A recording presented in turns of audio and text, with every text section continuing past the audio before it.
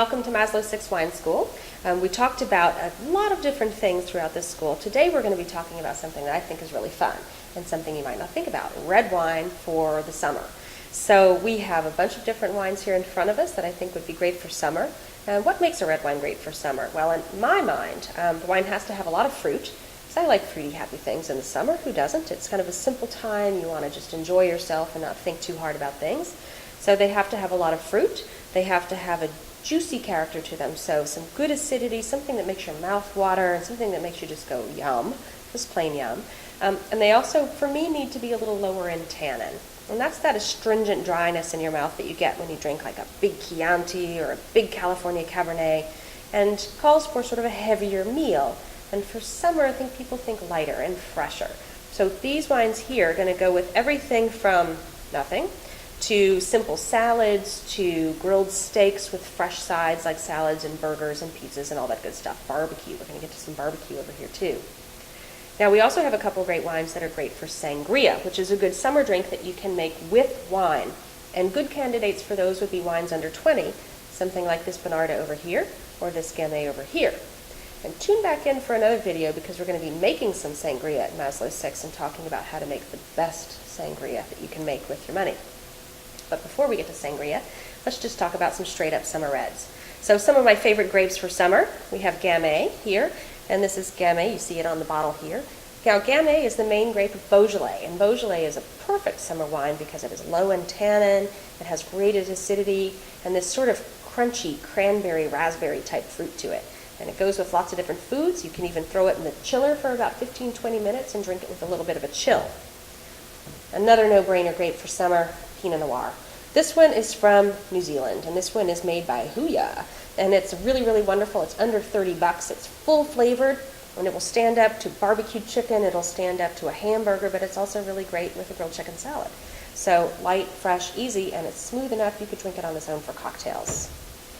Now we go to Malbec. Now Malbec is a grape that America is in love with. Malbec, Malbec, Malbec. People just can't get enough Malbec. I can't get enough Malbec. This one, easy. This is an Argentinian Malbec, and that's what most people think of when they think of Malbec. Big, rich, meaty wines that are great with steaks. This particular one from Duragudi has a really nice earthiness to the back of it, sort of in the background on your tongue when you drink it, and it's also not as heavy and as oaky as some Malbec can be. It's about $16 on the shelf, so it's not too expensive, and it's a great burger wine. Now this one is a little bit different. This one is from France, and oddly enough, even though we think Argentina and Malbec in the same breath, they actually do a lot more of it in France than we think, and that's where the grape comes from. This one is from the Loire Valley, and you'll see on the label here, and this one's just a little bit cheeky, he calls it Cot, and K-O-T, or C-O-T rather, that's what they call it in the Loire Valley. So you can see here he's just being a little funny, called In Co We Trust. Like in God we trust, but here we trust in Malbec. I trust in Malbec. Now this one's a little weird, something you might not reach for every day, but it's a wine that I love. I love Austria. This grape here is called St. Laurent, and this is made by a guy named Umatum. It looks a little bit scary, but it's not. It's sort of Austria's answer to Pinot Noir. Now Austria does grow a lot of Pinot Noir, but this acts a lot like Pinot Noir. So juicy fruit, not a lot of tannins, and is beautiful with food, nice and light-bodied, and you can throw it in the fridge. We're going to move to a couple of other things over here. Another sort of scary-looking bottle. This one is from a wonderful producer in Rioja. And Rioja is Tempranillo with a little bit of oak. So it's not a heavy, heavy wine. And this one is made by a producer called Lopez de Heredia, who most sommeliers really, really love. Their wines are a little atypical, but they're light, they're juicy, they're fresh, and good with anything that's on the grill. And it's light enough that you could do this one even with grilled shrimp, grilled shellfish, anything like that. Maybe not grilled oysters. I think I might go with shrimp, with mussels, which are a little bit sweeter, and maybe a good grilled lobster. Now we have something else a little bit different. This is also from Argentina, so from the same place as the Malbec, but the grape here is called Bonarda, and so you can see that here on the label. This is Familia Maiol's Bonarda. Now Bonarda is a grape, it's an Italian grape, but there's a lot of Italians in Argentina. They came from Italy. They brought their vines with them and planted them in Argentina. This one does actually much better than a grape variety sort of a similar name in Italy. It produces a much juicier, fruit-forward wine in Argentina, lower tannins than Malbec, but it matches it head-on with that big, bold fruit. but a little bit lower in tannin. So this one is really delicious. And once again, about $16, $17 on the shelf. Now we're going to move to a couple of other things that you might think about in the summer. This is Zinfandel. And Zinfandel can be pink. And most people actually, like myself, cut my teeth on pink Zinfandel, which we call white Zinfandel. They're a little bit sweet, they're a little bit sappy, they're kind of fun, and you know what? It's a good introduction to wine.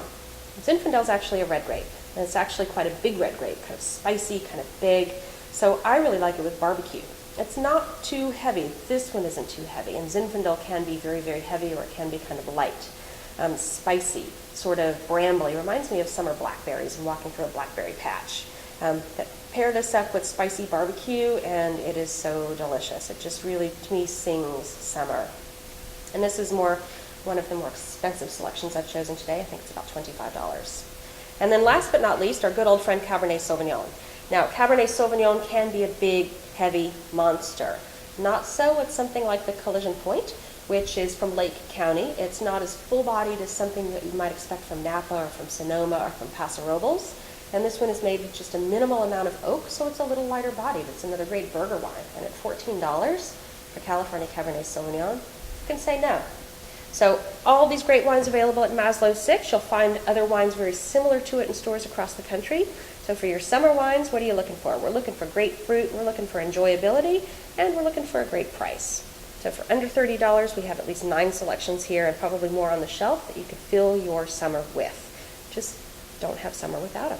And they also make some great sangrias. So join us in a couple weeks where we'll be talking about some summer wine cocktails. And join us again at Maslow 6 Wine School. Follow us on Twitter and on YouTube. Thanks.